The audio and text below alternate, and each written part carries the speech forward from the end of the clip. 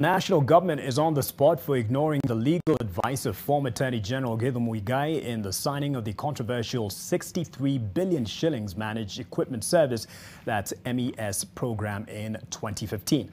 The former AG has accused former Health Cabinet Secretary CS Macharia of ignoring his legal advice in the signing of the contract.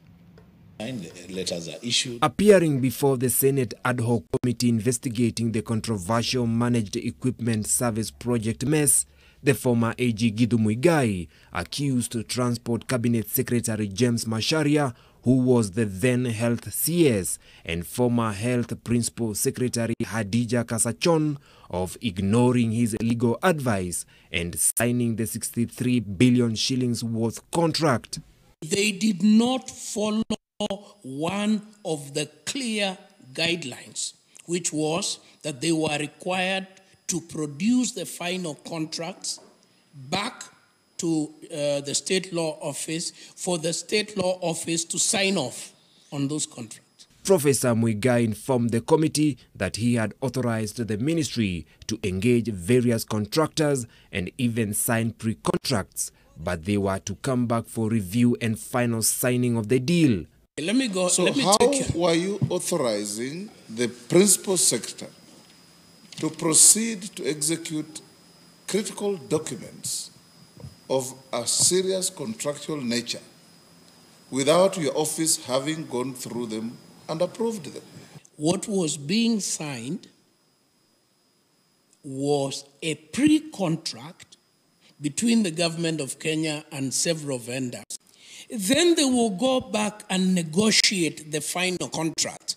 After they finish negotiating them, they will send them to me for review.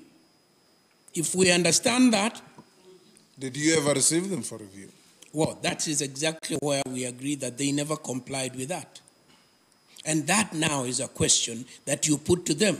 The MES contract was initially pegged at 38 billion shillings, but later adjusted and raised to about 63 billion shillings. The project was meant to supply critical medical equipment to the county governments, with each of the 47 counties required to pay 200 million shillings per year for a fixed term of 7 years after signing the leasing deal. Did you advise at any moment or at any time going by MOU process was illegal or was wrong? My advice was not sought on that. For a while now, governors have claimed being sidelined in the whole process of securing the MES contract, saying that they were coerced to sign an MOU to facilitate the supply of the equipment that involved the Ministry of Health and international firms. The committee is also investigating how the Health Ministry terminated the contract of 7Seas Company, which signed a 4.7 billion shillings ICT services contract in 2017, covering 98 hospitals under the government's managed equipment service plan. Vincent Odur, NTV, Nairobi. And with all that mess, you could have imagined we would have been in a better place, especially faced with this pandemic right now. Let's now turn to our team coverage discussion this Wednesday on the lost year in the education calendar. First out is Charity Mwangi with the anxiety of candidates who will not be sitting their finals this year. Charity? Mark, they had hoped to get it over with by the end of the year, but fate had other ideas. Now the price they pay for staying healthy is repeating class and waiting longer. That the coronavirus pandemic has done more to widen the inequality rift within the education sector could never be stressed enough.